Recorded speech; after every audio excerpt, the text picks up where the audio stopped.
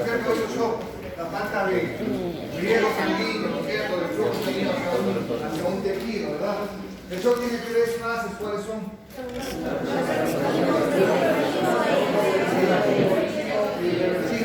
El no progresivo se caracteriza por sistemas de compensación, ¿cuáles son?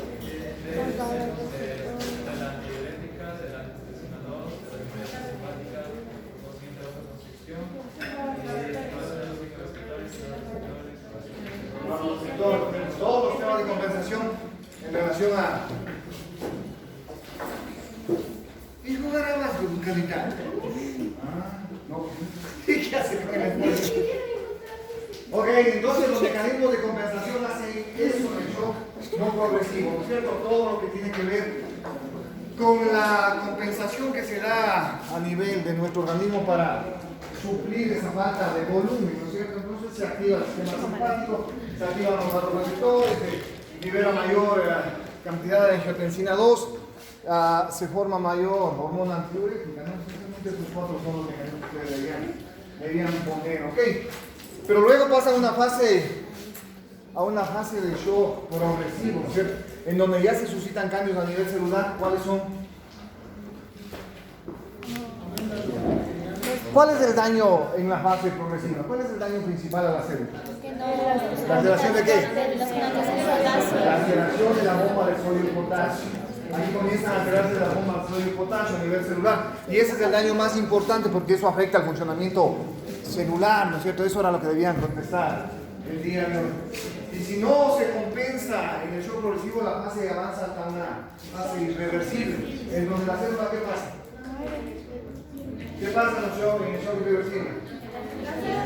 La célula pierde la capacidad de generar ¿qué? Energía, fosfatos de alta energía, y entonces prácticamente el daño irreversible de la célula. Esa es la característica de shock irreversible, ¿ok? Y luego vemos que había ciertos tipos de shock, ¿no es cierto? ¿Cuál es el más importante? Ya, hemorrágico o hipovolémico, que es lo mismo, ¿no es cierto? En donde hay una pérdida de volumen. ¿Y cómo se trata ese shock? ¿Qué es el volumen que tienes que hacer? ¿No es cierto? Reponer sangre, si es que ustedes no tienen acceso a sangre. Pero hay otro tipo, ¿verdad? ¿Cuál es otro tipo? ¿Causado por? Causado por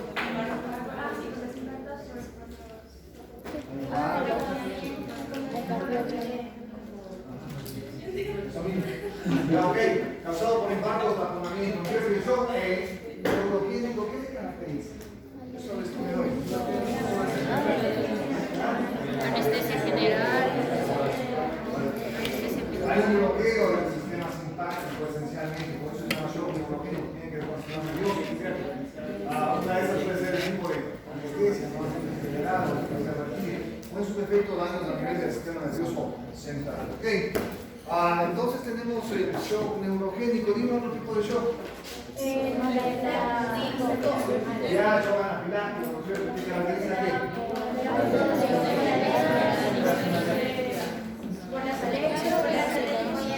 Liberación de histamina. Ok, y finalmente tenemos el shock séptico, ¿no es cierto? ¿Cuál es?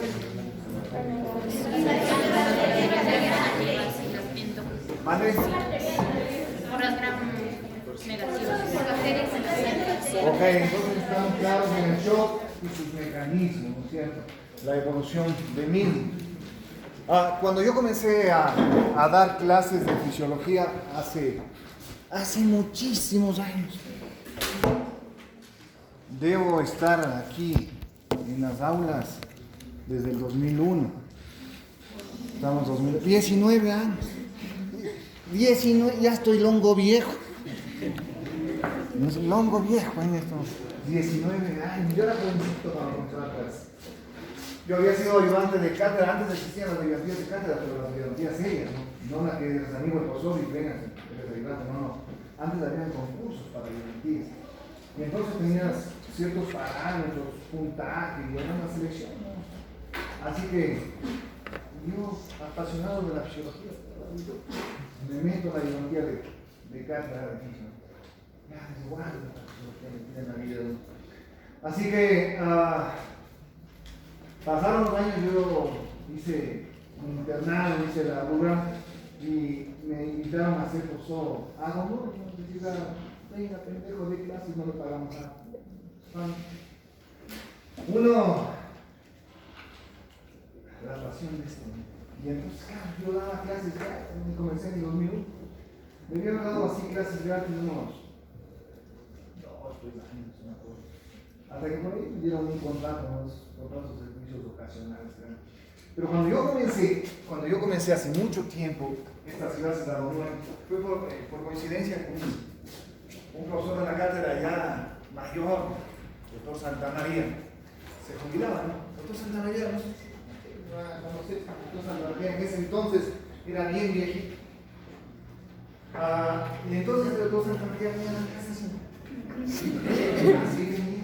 Ahora ya es prohibido eso, porque ya les obligan a jubilarse. Pero antes los profesores realmente se quedaban años en la universidad. Y el doctor Santa María y echaba las notas, mezclaba. Entonces era un cambio. Bueno, eso lo hacen hasta los jóvenes a veces, ¿no? Pero el doctor Santa María ya era. Entonces él se jubiló. Y entonces dijo, ahora, usted es el más antiguo, nos ha ayudado, ven. Así que comencé a dar clases. Y cuando yo comencé a dar clases, comencé dando fisiología respiratoria. Por eso yo tengo muchísimo cariño a la fisiología respiratoria, porque fue lo primero que yo transmití cuando era un jovencito, profesor, un noble profesor de fisiología. Y entonces, luego la hemos ido profundizando, ¿no? Y en la especialidad, yo juego con la fisiología respiratoria todos los días, porque a todos los días a mis pacientes les meto en ventilación mecánica, ¿no? Las veces del ventilador hasta las veces del pulmón. Y yo tengo que estar jugando con el pulmón, ¿no? Decir, jugando con la ventilación. Y recién tuve un problema con un pulmón, ¿no? Hace unas 2 semanas que una paciente nos hizo un barotrauma, ¿no? Entonces a veces uno es pendejo y se equivoca también. El volumen que mandamos en el ventilador era muy grande para una paciente que no tenía una distensibilidad adecuada. Entonces, claro, hubo un barotrauma, es decir, el pulmón se rompieron algunos campos alveolares y jugó aire hacia la cavidad torácica. Entonces, bueno, fisiología pulmonar ha sido una práctica diaria en lo que yo trabajo, ¿no? Entonces, vamos a comenzar de esto. Vamos a comenzar de fisiología pulmonar, añorando y recordando esos inicios de mi docencia. Ok, muy bien. ¿Qué es respirar? La captación del ciclo de alimentación. ¿Mande?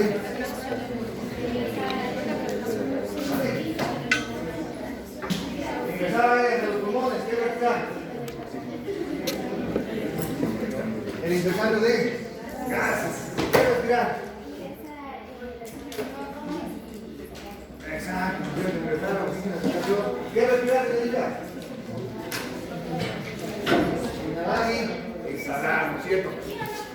Entonces, realmente la respiración es un proceso, ¿no? Y el proceso respiratorio involucra muchísimas cosas. Una de esas, la que ustedes bien han dicho, ¿no? Es decir, una parte de la respiración realmente es la inhalación y la expiración de aire, pero no es la única, ¿no? Porque ese aire que nosotros estamos ingresando necesitamos llevarlo hacia una zona de intercambio. Por lo tanto, también se traduce en una fase de ¿qué? De intercambio de gases. Adicionalmente, ese aire, ese gas que nosotros estamos ingresando, necesita ser ¿qué? Transportado por la sangre. ¿Hacia dónde? Hacia los tejidos. Y se constituye en otra fase de ¿qué? De la respiración. Y finalmente, ese aire que llega a los tejidos debe ser ¿qué? Utilizado por la sangre. Entonces, el proceso respiratorio engloba ciertas fases, ¿no? Ingresar y sacar aire, intercambiar ese aire, transportar ese aire y que ese aire sea utilizado por los tejidos. Eso es respirar. Eso es lo que vamos a aprender ahora, todos estos procesos de la respiración. Y naturalmente todo esto es regulado. ¿Quién regula tu vida, hijo? Eso, ¿quién está haciendo tu corazón? ¿Quién regula? Todo se pasa por lo mismo. ¿Quién regula lo que estás respirando ahora? El nervioso autónomo. Exactamente, todo esto es regulado por el sistema nervioso, ¿no? Siempre, todo esto regula el sistema nervioso. Y gracias a Dios esto es autónomo. Es autónomo. autónomos. Imagínense ustedes que con una decepción amorosa digan, me voy a morir, parando mi respiración. Muérase, detenga su respiración. Le invito, le reto, muérase deteniendo su respiración. Muérase.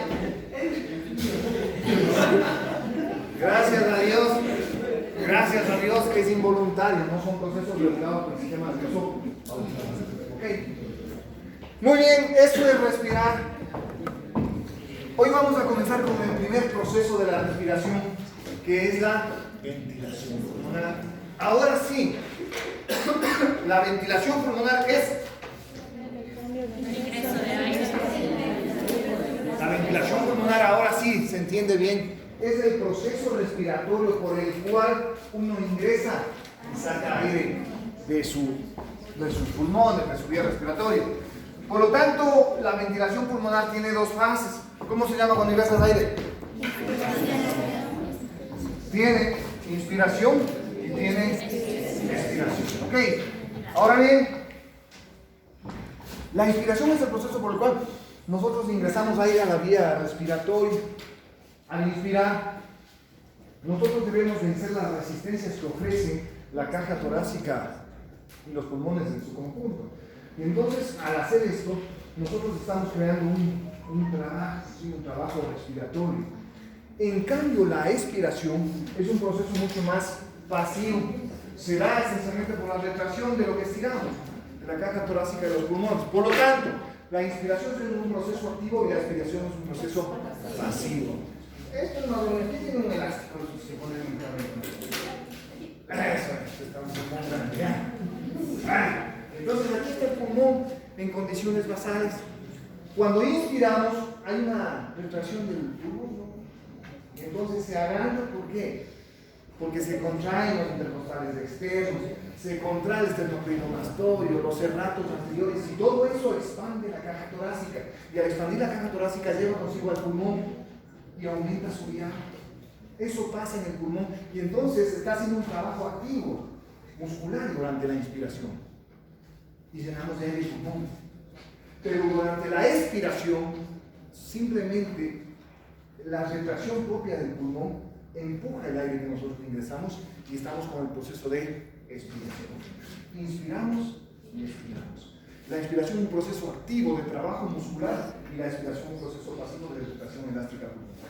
Ok, esto es inspirar y expirar.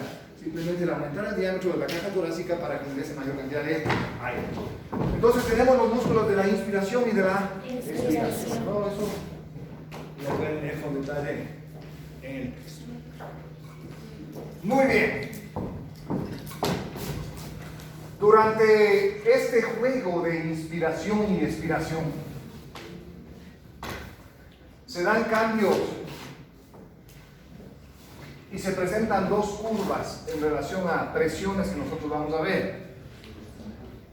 La una es la presión alveolar y la otra es la presión pleural. Estas son curvas de presión que nosotros tenemos presentes durante la ventilación pulmonar. ¿La presión alveolar cuál será? La presión atmosférica en reposo. Ahí no hay ninguna ciencia, ¿verdad? Dibujamos un pulmón y la presión en el interior de los alvéolos. Naturalmente esta será la presión alveolar. Recuerda usted, aquí tenemos el ingreso de aire a través de la vía respiratoria y así llega al alveolo. ¿Y la presión alveolar a qué se refiere, hijo? La presión del espacio pleural. ¿Vale? El revestimiento. No. El espacio pleural. No me digas a la pleura porque la pleura no ejerce ninguna presión. ¿Quién ejerce la presión pleural? El espacio pleural. Entonces usted recuerde que tiene una pleura que va pegada al órgano, que es la pleura visceral, y una pleura y una capa pleural que va pegada a la caja torácica, que es la pleura parietal. Entre las dos pleuras se forma un pequeño espacio virtual donde hay una ligera cantidad de líquido para que puedan deslizarse las pleuras, es así. Y este es el espacio pleural, ¿no? Este espacio pleural contiene una presión La presión presente en este espacio se conoce como la presión pleural. ¿Ok? Esa es la presión pleural. Por tanto, tenemos presión alveolar y tenemos presión pleural. De estas dos presiones es lo que vamos a conversar en las curvas de presión de ventilación pulmonar. Ahora bien, comencemos con la presión pleural. La presión presente en el espacio pleural. La presión pleural es una presión siempre negativa. Es decir, la presión pleural siempre tiene presión negativa. ¿Para qué? Para poder expandirse los pulmones. ¿Para qué tenemos presión pleural negativa? Imagine usted que esta es... Para que se pueda Vamos expandir. desde el comienzo. ¿Qué es una presión negativa? Eso ya lo hemos conversado. Aquí hay presión negativa, presión negativa, presión negativa. ¿Qué era la presión negativa? ¿Vale? Eso es la presión que atrae hacia sí, ¿no es cierto? Que absorbe. Este espacio pleural tiene una presión pleural que es negativa. Ahora sí, ¿para qué será negativa la presión pleural? Es negativa esta presión que está acá afuera. ¿Para qué? Para permitir la expansión pulmonar. Recuerde usted que la presión negativa atrae así a los objetos, de manera que si esta es negativa, está trayendo hacia el pulmón, hacia la pleura, de manera que permite la expansión pulmonar. Por eso es negativa la presión pleural. ¿Por qué es negativa? Por la acción linfática, eso ya lo hemos conversado muchas veces. Todas las presiones intersticiales y de espacios virtuales son negativas por la absorción de los vasos linfáticos. Aquí pasa lo mismo, los linfáticos están trabajando en las pleuras y creando una presión negativa. Y esta presión negativa es la responsable de que este pulmón se mantenga expandido. Eso es todo. Ok, ahora bien, miren lo importante de mantener la negativa la presión pleural. Ahora bien, asumamos que nos llega a emergencia un paciente que ha sido acuchillado de tórax. El momento en que hay un trauma torácico con perforación de las pleuras, eso hace que hacia el espacio pleural llegue gran cantidad de ¿qué? De aire, o puede suceder que llegue gran cantidad de ¿qué? De sangre. Y como se ocupa este espacio por sangre o por aire, ¿qué estamos perdiendo? Presión. Estamos perdiendo la negatividad y se constituye ahora un espacio de presión ¿qué? Positiva. Positivo. Y no deja expandir. Y eso hace que el pulmón se colapse, exactamente. Y el pulmón se colapsa. Esto que les acabo de mencionar ahora se conoce como el neumotórax o el hemotórax. ¿Ok? Es la pérdida de la negatividad del espacio pleural. Como les digo, se ve muchísimo en trauma, ¿no? Un trauma cerrado también puede darle derrame pleural y por lo tanto un hemo o un neumotórax. ¿Ok? Entonces, este espacio que es negativo se vuelve de presión positiva. Al momento que se vuelve de presión positiva, empuja el pulmón y lo colapsa. Eso puede ser, dependiendo si es sangre o aire, en hemotórax o en neumotórax. ¿Okay? Y eso produce el colapso del pulmón. Y entonces uno ve la radiografía y en lugar de ver todo negro, como se debe ver normalmente, pues le ve el pulmón colapsado y pierde ese color negro normal del pulmón. ¿Okay? Eso es entonces o es la razón por la cual el espacio pleural es un espacio de presión negativa. ¿Ok? Ahora bien, en condiciones normales, como les digo, en condiciones normales, este pulmón se expande gracias a la negatividad de la presión pleural. La presión pleural normalmente está en un valor de menos 5 centímetros de agua. Es decir, que cuando no estamos inspirando ni expirando, está en menos 5 centímetros de agua. ¿Ok? Durante la inspiración, ¿la presión pleural se hace más negativa o se hace positiva? Negativa. Porque se distiende. ¿Qué dices de eso? Y entonces, entonces esta presión que es de menos 5, durante la inspiración se hace ¿qué? Más negativo. Se hace mucho más negativo, llegando a menos 7 o menos 8 centímetros de agua. Se hace más negativa esta presión de aquí, del espacio pleural, porque durante la inspiración necesitamos que el pulmón se extienda aún más. Y por eso se hace más negativo, para poder expandir mucho más el pulmón. ¿Ok? Y entonces tenemos una mayor negatividad durante la inspiración. Durante la expiración, estos pulmones vuelven a su valor basal de menos 5 centímetros de agua. Y entonces, esta es la curva de presión pleural. Lógico darse cuenta que durante la inspiración esta presión pleural se hace más negativa aún, para permitir la expansión mayor de nuestro pulmón. ¿Okay? Vamos con la presión alveolar. La presión alveolar en condiciones basales, cuando no estamos inspirando o expirando, es de 0. Esa es la presión alveolar, su presión es de 0. Durante la inspiración, señorita, ¿qué dice? Ok, la presión alveolar, durante la inspiración, esta presión de los alveolos, durante la inspiración, ¿se hace positiva o se hace negativa? Positivo. Se hace positiva. Entonces los está en 0 sería, sería así, ¿no? ¿De acuerdo? Durante la inspiración, ¿de acuerdo? ¿De acuerdo? Te vuelvo a preguntar, piensa bien. ¿Qué necesitamos durante la inspiración? En el alveolo, ¿qué necesitamos? Necesitamos atraer aire, necesitamos atraer gas hacia el saco alveolar. Si nosotros creamos presión positiva en el alveolo durante la inspiración, ¿qué estaremos haciendo? Expulsando. Empujando el aire para que no entre. Y eso no es lo correcto, ¿no es cierto? Entonces, durante la inspiración, la presión del alveolo realmente se hace negativa, llegando a menos 2 o menos 3 centímetros de agua. Como se hace negativa la presión alveolar, en parte como producto de la negatividad de la presión pleural, que también tracciona todo el pulmón, esta presión en el alveolo también se hace negativa durante la inspiración, como les digo, llegando a valores de menos 2 centímetros de agua, más o menos, menos 1, menos 2. De manera que esta negatividad de los alveolos atrae el aire que está presente en la vía aérea durante la inspiración. ¿Okay? Durante la expiración, la presión pleural, esta presión de aquí, en cambio, llega a valores que positivos, de más 1 o más 2 centímetros de agua. Y llega a valores positivos, ¿por qué? Porque yo necesito sacar el volumen de aire que ingresé durante la inspiración. ¿Ok?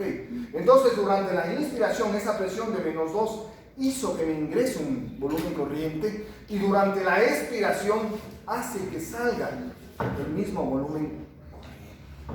¿Ok? Entonces, para eso es que la presión alveolar hace esto y luego vuelve a su valor basal de 0. ¿Hasta cuándo? Hasta un nuevo ciclo respiratorio. Inspiramos, la presión alveolar cae nuevamente a menos 2. Con esa presión negativa de la presión pleural y de la presión alveolar es que nosotros podemos ingresar un volumen de aire ¿hacia dónde? Hacia nuestros pulmones. Ese volumen de aire dado por las presiones se conoce como volumen corriente. Entonces, cuando hacemos esto, estamos creando negatividad en todos los alveolos y la presión pleural. Como usted puede ver, las curvas son muy parecidas, prácticamente muy parecidas, excepto que esta jamás llega a ser positiva, sino solo en situaciones patológicas. La alveolar sí, ¿no? Listo, señores, esas son las curvas de presión pleural y presión alveolar. Tiene que ver con el ingreso de aire, esencialmente. Gracias a que estas dos presiones se hacen negativas o más negativas aún, es que se permite el ingreso de aire hacia los pulmones. ¿Ok?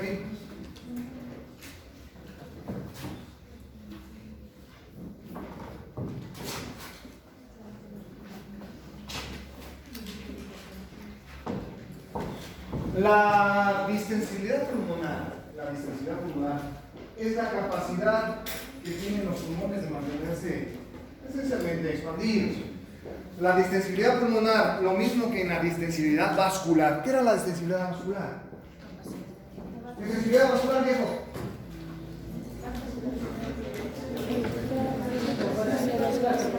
La capacidad que distensibilidad vascular. No, dime bien. Dime bien. ¿Qué es distensibilidad en general? ¿La capacidad de qué? Sí, pero la capacidad de qué? De aumentar el volumen en relación a qué? Presión. Un vaso aumenta el volumen en relación al aumento de presión. Es la distensibilidad vascular. ¿Cuánto aumenta el volumen? Un vaso puede aumentar, aumenta el volumen de presión y un vaso puede aumentar a 12 y otro vaso puede aumentar a 15. Es un aumento o diferente capacidad de distensibilidad. En los pulmones también tenemos distensibilidad pulmonar. ¿Ok? Entonces la distensibilidad pulmonar es la capacidad que tiene el pulmón de qué? De aumentar su volumen de aire, se refiere en relación a los aumentos de presión. Por cada centímetro de presión de la vía aérea, la presión transpulmonar que nosotros podemos tener, se ingresan 200 de aire adicional. Esa es la distensibilidad pulmonar. Ahora bien, pero fisiológicamente la distensibilidad pulmonar se traduce en la capacidad que tiene nuestro pulmón de qué? De mantenerse en expansión, expandir. ¿Ok? Por tanto, la distensibilidad pulmonar depende de dos tipos de fuerzas: de las fuerzas fibroelásticas propias del pulmón y de las fuerzas tensoactivas que existen en ese pulmón. ¿Ok? En otras palabras, les estoy diciendo que este pulmón se mantiene con distensibilidad gracias a dos tipos de fuerzas. Las primeras son las fuerzas fibroelásticas, es decir, haces de colágeno y elastina que hacen que el pulmón pueda distenderse, ¿no? Mantienen distendido el pulmón. A eso se refieren las fuerzas fibroelásticas propias del pulmón. Estas fuerzas no son las más importantes en distensibilidad pulmonar. Las fuerzas más importantes para mantener distensibilidad pulmonar y que este pulmón se expanda son las fuerzas tensoactivas. Esas son las que vamos a analizar ahora. En otras palabras, el pulmón se mantiene expandido y aumenta su distensibilidad gracias a las fuerzas de tensión superficial esencialmente. ¿Ok? Vamos con los alveolos. Los alveolos, como ustedes saben, están recubiertas por una fina capa de líquido, ¿no? Proveniente de los sistemas capilares, y esta capa de líquido está en íntima relación con la superficie alveolar. Muy bien.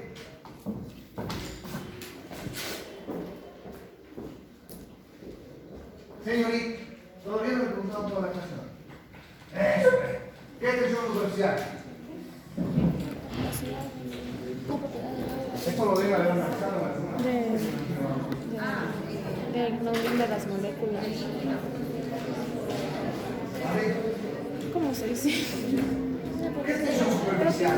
No, porque no tienen las medidas. Exactamente. La tensión superficial es la fuerza que ejerce el líquido en contra de la superficie, ¿no? Esa es tensión superficial. La tensión superficial está dada por fuerzas de cohesión. Las fuerzas de cohesión son las fuerzas que tienen atracción del agua, ¿no es cierto? Y por lo tanto hacen que el agua tienda que siempre a disminuir ¿qué? Los espacios por fuerzas de cohesión. Por eso es que la gota, que es la expresión mínima del agua, siempre es que redonda por fuerzas de cohesión. Por eso las gotas no son reales, son redondas. Se unen, se cohesionan. Y entonces la tensión superficial está dada por esas fuerzas de cohesión. Tiende la tensión superficial siempre a ¿qué? A disminuir espacios. ¿Sí? De manera que si en el alveolo existiese el líquido y en la superficie alveolar, si solo existiesen estas dos estructuras, el resultado sería este: el colapso del alveolo. El colapso del alveolo. ¿Por qué? Porque estas fuerzas de líquido aquí se cohesionarían, atraerían a la superficie y cerrarían ¿qué? El alveolo. Colapsarían el alveolo. Pero como la fisiología es absolutamente perfecta, ¿no es cierto, Dani? Absolutamente perfecta. Porque Diosito lindo, nos creó perfectos. Dijo, a ver, no tiene pues sentido crear a Adán si es que le vamos a mandar colapsado el pulmón, ¿no es cierto? Cerrando los aviones. No tiene sentido, pues va a morir a los 5 minutos. Y entonces Diosito dijo, a ver, enviemos un elemento que se constituya en un agente tenso activo. Por lo tanto, ¿qué es un agente tenso activo? Sí, pero dime bien qué es un agente tenso activo. Conceptualmente, ¿qué es entonces un agente tenso activo?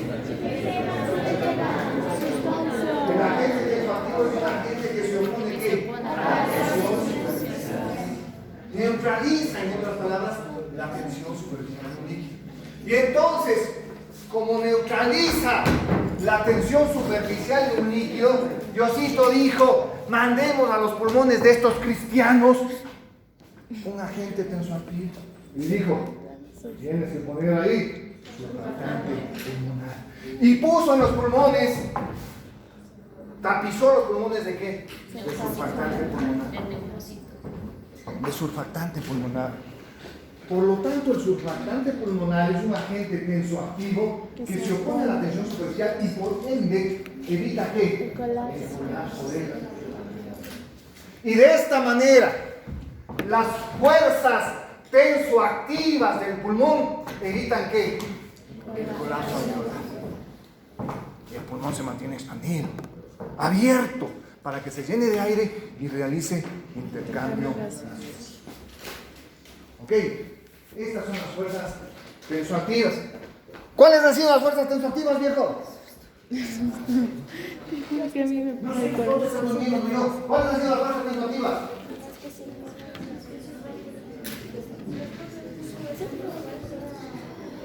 Sí, ¿qué son las fuerzas tensoactivas, viejo?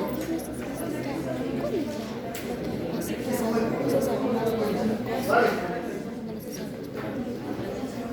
Ok. Mira usted cómo es de sencillo entender esto, ¿no? Simplemente las fuerzas tensoactivas evitan que el colapso del alveolo, es decir, el surfactante pulmonar evita que el alveolo se cierre y por lo tanto todo el pulmón se colapsa y mantiene la expansión y la capacidad de ¿qué? De distensibilidad pulmonar. Tan cierto es esto que en los niños prematuros, cuando nosotros vamos a entrar a una cesárea, por prematura de membranas o preeclampsia grave o preeclampsia grave, tienen mamitas de 29 o 28 semanas de embarazo, ¿no? Entonces es prematuro un bebé. Usted recordará que el surfactante pulmonar se produce en los neumocitos tipo 2 del pulmón, ¿cierto? Que comienza a madurar realmente a partir de la semana 29, 30.